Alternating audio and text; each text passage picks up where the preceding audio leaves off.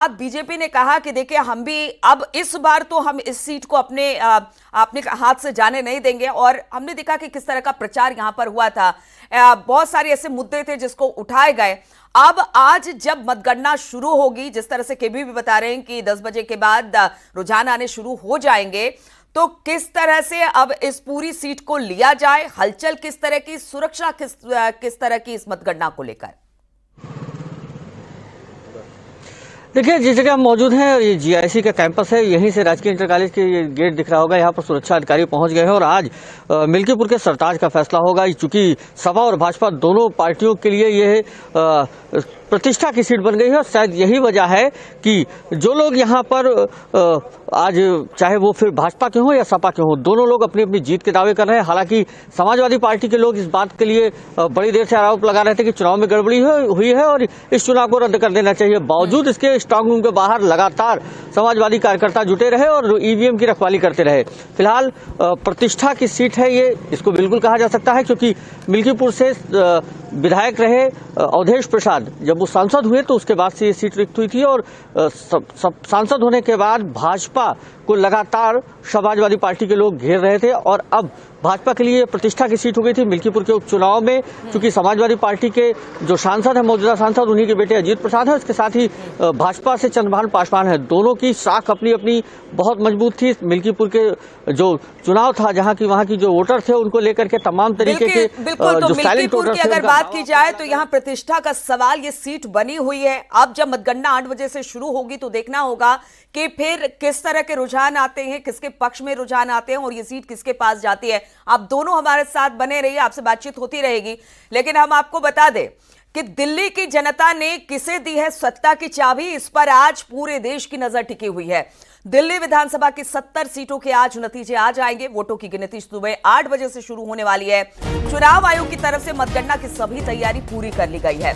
दिल्ली में चुनाव आयोग ने 19 काउंटिंग सेंटर बनाए हैं। सबसे पहले पोस्टल बैलेट की गिनती शुरू होगी और उसके बाद ईवीएम खोली जाएगी। वहीं सुरक्षा के कड़े इंतजाम किए गए हैं। दिल्ली में इस बार 699 उम्मीदवार अपनी किस्मत आजमा रहे हैं। सभी दल अपनी अपनी जीत का दावा कर रहे हैं। हालांकि ज्यादातर एग्जिट पोल में बीजेपी की सरकार बनने का अनुमान जताया जा रहा है। तो आज जो ये दिल्ली विधानसभा का जो चुनाव है, हमने देखा कि किस तरह से इस चुनाव में तमाम मुद्दे उठे और आपने अपनी बात रखी, बीजेपी ने अपनी बात रखी। लेकिन बीजेपी के लिए आज जो एग्जिट पोल हुआ वो खुशखबरी लेकर आया। पवन भी इस वक्त हमारे साथ जुड़ गए हैं दिल्ली से। पवन, देखिए, दिल्ली विधानसभा का चुनाव एक हॉट चुनाव हो गया। सबकी निगाहें इस तरफ है कि देखिए सेंटर में बीजेपी है, लेकिन दिल्ली को फतेह बहुत सालों से वो नहीं कर पाई है। आप लगातार यहां पर अपनी सरकार बना रही है, लेकिन इस बार जो एग्जिट पोल जो आया उससे दिल्ली बीजेपी की बाछे जो है वो खिली हुई है। हालांकि दावा अब भी आपकी तरफ से किया जा रहा है कि जीत तो हमारी होगी, सरकार हमारी ही बनेगी। किस तरह से वहां पर तैयारी इस मतगणना को लेकर? देखिए, जाहिर तौर पर 27 साल से दिल्ली में बीजेपी सत्ता से बाहर है, यानी कि सत्ता के सूखा से जूझ रही है। इस बार बहुत सारी उम्मीदें हैं। बीजेपी ने उसके लिए बहुत सारी तैयारी की थी। माइक्रो मैनेजमेंट से लेकर लगातार तमाम बड़े नेताओं को दिल्ली में उतारा था। आपने देखा किस तरह से लगातार प्रधानमंत्री की रैलियां हुई, गृह मंत्री ने रोड शो किए, बीजेपी अध्यक्ष जेपी नड्डा ने रोड शो किए, खुद मुख्यमंत्री योगी आदित्यनाथ ने 6 जनसभा को संबोधित किया, उत्तराखंड के मुख्यमंत्री पुष्कर सिंह धामी ने कई सारी जनसभाओं रोड शो को संबोधित किया। तो तमाम बड़े नेताओं को उतारा गया, माइक्रो मैनेजमेंट किया गया। एक एक सीट पर 6 महीने पहले से तमाम पार्टी के बड़े नेताओं को लगाया गया, एक एक सीट की जिम्मेदारी दी गई। वहां से जनता की नब्ज समझने की कोशिश की गई, क्या कारण है, क्या क्या कौन कौन से उम्मीदवार अच्छे हो सकते हैं, कौन कौन से मुद्दे हैं जमीन पर जो कहीं ना कहीं आम आदमी पार्टी की सरकार को टारगेट किया जा सके, या जनता की क्या मांग है बीजेपी से, उसके हिसाब से एक नया मैनिफेस्टो तैयार किया जा सके। तो उसको लेकर तमाम विषयों को लेकर बीजेपी ने अपनी तैयारी की और उसके बाद में जब 5 तारीख को मतदान हुआ और उसके बाद में जब एग्जिट पोल के नतीजे आए तो कहीं ना कहीं वो दिखा रहे हैं कि बीजेपी का ग्राफ जो है वो लगातार इस चुनाव में बढ़ा है और आम आदमी पार्टी का ग्राफ जो है कहीं ना कहीं गिरता हुआ नजर आ रहा है। लेकिन क्या सत्ता की स्थिति रहेगी, सरकार किसकी बनेगी, वो अब से थोड़ी देर के अंदर स्पष्ट धीरे धीरे होने लगेगा। 8 बजे काउंटिंग होना शुरू हो जाएगी। मैं आपको अपने पीछे का नजारा दिखाता हूं। यहां ये दिल्ली का बीजेपी जो दफ्तर है राज्य का, वहां की तस्वीरें हैं। यहां तमाम तरह की तैयारियां की गई हैं। सभी जो मीडिया चैनल्स के लिए यहां एक एक केबिन बनाया गया है। आमतौर पर जिस तरह से पूरा कार्यक्रम जो है वो बीजेपी मुख्यालय में होता है, लेकिन इस बार जो है चूंकि दिल्ली का चुनाव है तो दिल्ली दिल्ली बीजेपी दफ्तर में इस तैयारियां की गई हैं। यहां जो है पार्टी की तरफ से सभी तैयारियां पूरी कर ली गई हैं।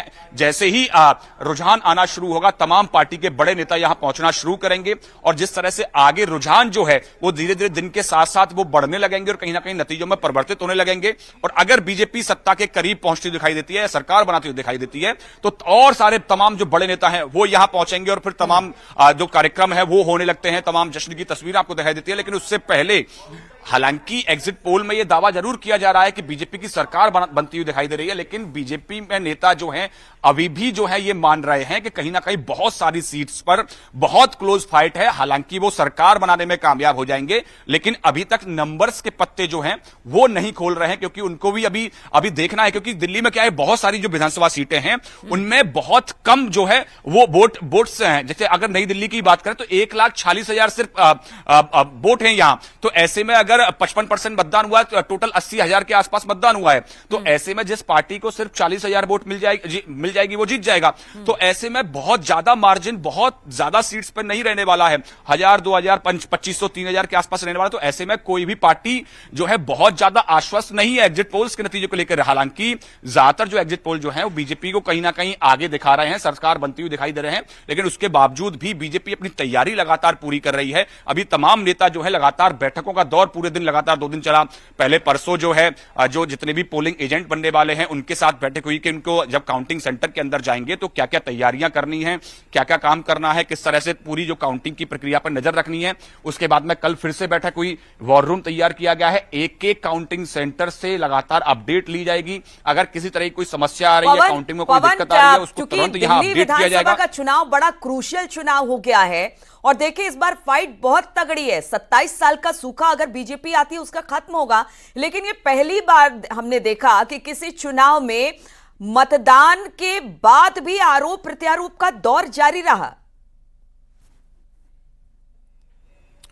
देखिए, जाहिर तौर पर जिस तरह से लगातार बीजेपी ने अपनी तैयारी की, वहीं आम आदमी पार्टी लगातार 12 साल से सत्ता में है दिल्ली की में। तो ऐसे में जो है कि लगातार उनके अपने काम थे, आम आदमी पार्टी ने अपने काम किए। लगातार उनके ऊपर चुनाव से ठीक पहले कई सारे भ्रष्टाचार के आरोप लगे। मुख्यमंत्री अरविंद केजरीवाल को जेल तक जाना पड़ा। उसके बाद उन्होंने अपने मुख्यमंत्री पद छोड़ना पड़ा, आतिशी को मुख्यमंत्री बनाना पड़ा। तो कई सारे जो पिछले 2-3 साल के अंदर बहुत सारी जो हलचल है दिल्ली की राजनीति में वो हुई। उसके बाद में बीजेपी लगातार हमलावर हुई। तो ऐसे में ये लाजमी है, क्योंकि अभी तक सत्ता किसके पास जाएगी वो क्लियर नहीं हुआ है। एग्जिट पोल्स वाले बीजेपी को आगे दिखा रहे हैं, लेकिन सत्ता किसके पास जाएगी अभी तक क्लियर नहीं है। जब 8 बजे से काउंटिंग शुरू होगी, उसके बाद में जब धीरे धीरे नतीजे आना शुरू होगा, उसके बाद में स्थिति एकदम स्पष्ट होगी। लेकिन आरोप प्रत्यारोप तो लगातार लाजमी है। आपने कल देखा किस तरह से अरविंद केजरीवाल और संजय सिंह ने यह आरोप लगाया कि हमारे विधायक के जो प्रत्याशी हैं उनको कहीं ना कहीं बीजेपी खरीदने की कोशिश कर रही है। उसके बाद में तुरंत बीजेपी ने एलजी से एक रिक्वेस्ट की कि आप इसकी तुरंत जांच करा लें। एलजी ने एसीबी को यह पूरा मामला सौंपा। एसीबी खुद अरविंद केजरीवाल के आवास पर पहुंची, संजय सिंह वहां एसीबी दफ्तर पहुंचे, वहां उनके बयान रिकॉर्ड किए गए। तो इस पूरे विषय में लगातार आरोप प्रत्यारोप की राजनीति चल ही रही है।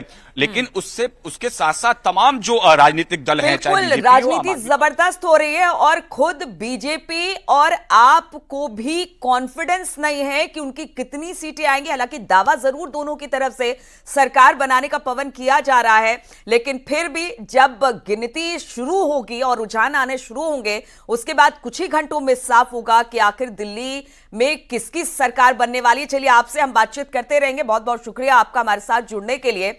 लेकिन केबी और निमेश लगातार हमारे साथ बने हुए हैं, क्योंकि मिल्कीपुर चुनाव अपने आप में उपचुनाव जो अपने आप में हाई प्रोफाइल सीट थी और इसको लेकर बहुत सारी बातें पहले हुई कि मिल्कीपुर में उपचुनाव बाकी उपचुनाव के साथ क्यों नहीं करवाया गया। वहां से शुरू होकर अब जब आज मतगणना होनी है तो वहां पर सुरक्षा की व्यापक तैयारी है। निमेश, अगर मिल्कीपुर की बात की जाए, साख का सवाल है दोनों पार्टियों के लिए।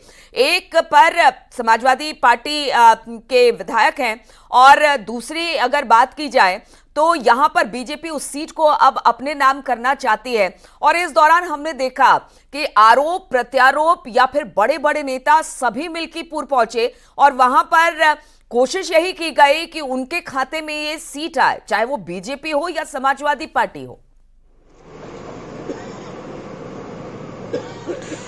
देखिए, दोनों ही पार्टी के लिए ये प्रतिष्ठा की सीट बनी रही और इस हाई प्रोफाइल सीट प्रदेश की सबसे हाई प्रोफाइल सीट रही। शायद यही वजह है कि मुख्यमंत्री स्वयं 9 बार मिल्कीपुर में जनसभा किया। इसके साथ ही 8 मंत्री और 40 से ज्यादा विधायक मिल्कीपुर के उपचुनाव में भाजपा की तरफ से लगे रहे। इसके अलावा समाजवादी पार्टी की तरफ से भी पूरी ताकत लगा दी गई थी, क्योंकि सांसद अवधेश प्रसाद इसी सीट से विधायक थे और उनके सांसद चुने जाने के बाद इस सीट रिक्त हुई थी। तो जाहिर सी बात है कि भाजपा की जो सपा ने जो सीट सांसदी जीत करके जो अपनी दबदबा जताया था और अपने आप को खुद इस पूरे विधानसभा को लेकर के जो प्रतिष्ठा की सीट बना ली थी, इसके साथ ही भाजपा ने भी इसको जीत करके अपनी खोई हुई प्रतिष्ठा वापस लेने के लिए अपना अहम बना लिया। और यही वजह थी कि पूरे चुनाव में बड़ा गहमा गहमी का माहौल रहा, दोनों तरफ से पूरी रस्साकसी रही और यहाँ के वोटरों ने भी बढ़ चढ़ कर उत्साह दिखाया है। 65.44% मतदान यहाँ पर हुआ है। लगभग 2,42,000 से ज्यादा मत पड़े हैं। 3,70,000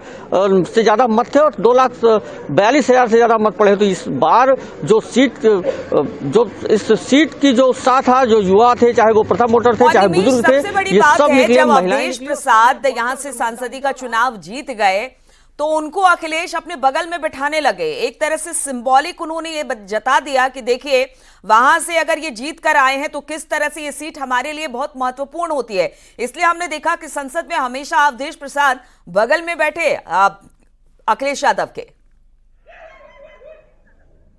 बिल्कुल, कहीं ना कहीं समाजवादी पार्टी ने एक बड़ा संदेश दिया। चूंकि अयोध्या लोकसभा, फैजाबाद लोकसभा बहुत ही अहम सीट मानी जाती थी और यहाँ पर अयोध्या का दबदबा था। यहाँ से लल्लू सिंह सांसद हुआ करते थे। लगातार चूंकि राम मंदिर निर्माण, अयोध्या की का कायाकल्प, इस सब एक बड़ा संदेश था और उसमें समाजवादी पार्टी ने जब यहाँ से लोकसभा सीट जीती तो इसको लेकर के समाजवादी पार्टी ने बाकायदा एक बड़ा संदेश दिया। शायद यही वजह थी कि लोकसभा में लगातार अखिलेश यादव अवधेश प्रसाद जी को अपने साथ बैठा रहे थे और इसको लेकर के बड़ा संदेश दे रहे थे। लेकिन चूंकि उत्तर प्रदेश में मिल्कीपुर बेहद अहम सीट थी, इस हाई प्रोफाइल सीट को लेकर के समाजवादी पार्टी के साथ साथ जो संदेश दिया उसको लेकर भाजपा ने भी अपनी प्रतिष्ठा बना ली और भाजपा ने इस पूरे चुनाव में पूरी ताकत लगा दी। लगातार यहाँ पर बड़े नेता कैंप किए रहे और लगातार जो भाजपा के प्रत्याशी थे चंद्रभानु पासवान, उनके लिए मतदान की अपील करते रहे। 65.44% मतदान, ये अपने आप में एक बहुत बड़ा आंकड़ा है और अब तक का एक रिकॉर्ड मत है। इससे पहले जो भी मतदान हुए हैं वो 58, 55, 60 इसी प्रतिशत में पड़े थे, लेकिन ये पहली बार मिल्कीपुर का मतदान हुआ था जहां पर 65.44% मतदान पड़ा और इसमें सबसे ज्यादा महिलाएं और बुजुर्ग निकल के आए। चूंकि मिल्कीपुर विकास को लेकर के भी काफी दिन से अछूता था। पीछे बीते दिनों अवधेश प्रसाद जब यहाँ विधायक हुआ करते थे उस समय भी तमाम फिर जो विकास की गति थी वो उतनी तेजी के साथ नहीं चल पाई। या यूं कहा जाए कि अयोध्या विधानसभा से मिल्कीपुर विधानसभा पीछे रह गया और अब भाजपा की के लिए ये प्रतिष्ठा की सीट थी। भाजपा भी ये चाहती है कि सीट पर जीत करके इसके विकास की मुख्य धारा से मिल्कीपुर को जोड़ा जाए और इसके साथ ही मिल्कीपुर के में अपना गढ़ बनाया जाए, क्योंकि मिल्कीपुर समाजवादी पार्टी का गढ़ रहा है और यहाँ पर इससे पहले बाबा गोरखनाथ विधायक हुआ करते थे, लेकिन उससे पहले लगातार मिल्कीपुर से समाजवादी पार्टी जीतती थी। और इस बार जब भाजपा के विधायक हारे और अवधेश प्रसाद वहां पर विधायक हुए तो इसके बाद से ही मिल्कीपुर अयोध्या विधानसभा के लिए सबसे प्रतिष्ठा की सीट बन गई थी। और जब सांसद यहां से चुन कर गए और उन्होंने लोकसभा में अखिलेश यादव के बैठकर इस तरीके के वक्तव्य किए, तमाम तरीके की जो एक संदेश देने का प्रयास किया मौन रह करके, वो शायद भाजपा के लिए प्रतिष्ठा की सीट बन गई। मिल्कीपुर के उपचुनाव इस बार बहुत खास रहा, चूंकि उपचुनाव के साथ इस चुनाव को किया जाना संभव नहीं हो पाया और जब कानूनी प्रक्रिया खत्म हुई और चुनाव प्रक्रिया हुई तो इसमें पूरी ताकत दोनों, फिर चाहे वो भाजपा हो चाहे सपा हो, दोनों ने लगाया और दोनों ने इसको प्रतिष्ठा की सीट बनाया।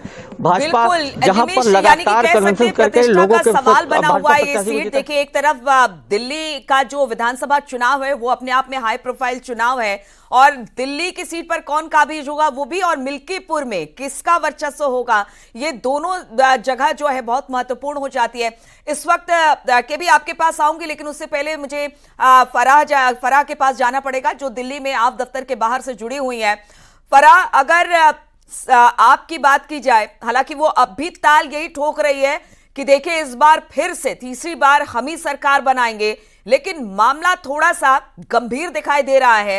एग्जिट पोल के नतीजे तो यही कहे जा रहे हैं, लेकिन जब मतगणना शुरू होगी, रुझान आने शुरू होंगे तो स्थिति स्पष्ट होगी। वहां पर किस तरह की हलचल आप देख पा रही हैं? जी बिल्कुल, देखिए मैं आम आदमी पार्टी ऑफिस के बाहर हूँ और आप देख सकते हैं यहाँ पे तमाम तैयारियां जो हैं आम आदमी पार्टी ऑफिस की तरफ से की गई हैं और आप यहाँ देख सकती हैं आम आदमी पार्टी, जैसे आप कह रही हैं कि पूरी तरीके से जो है कॉन्फिडेंट नज़र आ रही है। और लेकिन अगर एग्जिट पोल की बात की जाए तो एग्जिट पोल जो है वो कुछ और नतीजे जो है वो दर्शा रहे हैं और यहाँ पर आम आदमी पार्टी को एग्जिट पोल के मुताबिक जो है बड़ा झटका लग सकता है। लेकिन आम आदमी पार्टी बार बार यही दावा कर रही है कि जो एजेंसीज़ हैं उनका दुरुपयोग हो रहा है, वो पूरी तरीके से कॉन्फिडेंट है। देखिए, अगर मुकाबले की बात की जाए तो देखने को त्रिकोणीय मुकाबला कुछ सीट्स पर देखने को मिल रहा है, लेकिन साफ तौर पर सीधी जो टक्कर है वो आम आदमी पार्टी और बीजेपी के बीच में है। और यहाँ पर अगर हम वोटिंग परसेंटेज की भी बात करें, जिस तरीके से कुछ सीट्स पर वोटिंग परसेंटेज बहुत कम देखा गया है, वहाँ पर मार्जिन भी बहुत कम हो जाता है। यानी वहाँ पर बहुत कम वोटों से जो है सीट्स का मार्जिन जो है वो कम देखने को मिल रहा है। यानी अगर एग्जिट पोल के मुताबिक हम बात करें तो कुछ ही सीट से बीजेपी को जीता हुआ दिखाया गया है, लेकिन अभी थोड़ी देर में जो है वो दिल्ली के दंगल पर स्थिति स्पष्ट हो जाएगी। यानी 8 बजे से काउंटिंग शुरू हो जाएगी। धीरे धीरे शुरुआती रुझान जो है वो सामने तो आने बहुत सारी लगेंगे। ऐसी सीट है जिस पर कांटे की टक्कर है, त्रिकोणीय मुकाबला भी कई जगह पर है, लेकिन ज्यादातर दिल्ली में आप और बीजेपी की टक्कर ही दिखाई दे रही है। हालांकि अब अभी तक दोनों पार्टियां खुल के कुछ नहीं कह रही हैं कि कितनी सीटें आएंगी। सीटें जरूर दे रही हैं, सत्ता में आने की बात जरूर कह रही है, लेकिन जब मतगणना शुरू होगी, रुझान आने शुरू होंगे तो स्थिति स्पष्ट हो जाएगी। बहुत बहुत शुक्रिया आप सभी का हमारे साथ जुड़ने के लिए।